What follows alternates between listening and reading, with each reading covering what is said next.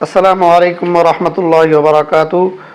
নবী রাসূলগণের পছন্দনীয়র তৃতীয় নাম্বার পর্বে আমি আপনাদের কাছে অনুতপ্ত হৃদয়ের একটি দোয়া শেয়ার করতে চাই।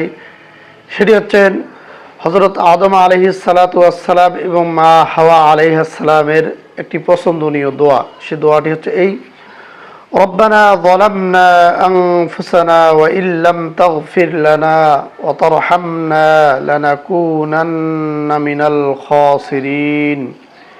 এই দোয়াটির অর্থ হচ্ছে, হে আল্লাহ, আমরা আমাদের নিজের প্রতি জুলুম করেছি, অন্যায় করেছি, আপনি আমাদেরকে ক্ষমা করে দিন।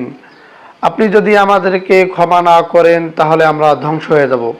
তা আসুন আমরাও এই দোয়াটি আজকে থেকে বেশি বেশি করে পাঠ করার চেষ্টা করি। তাহলে আল্লাহ পাক রব্বুল আলামিন আমাদের ভুল ত্রুটিগুলো ক্ষমা করে দিয়ে আমাদেরকেও মাফ করে দিবেন।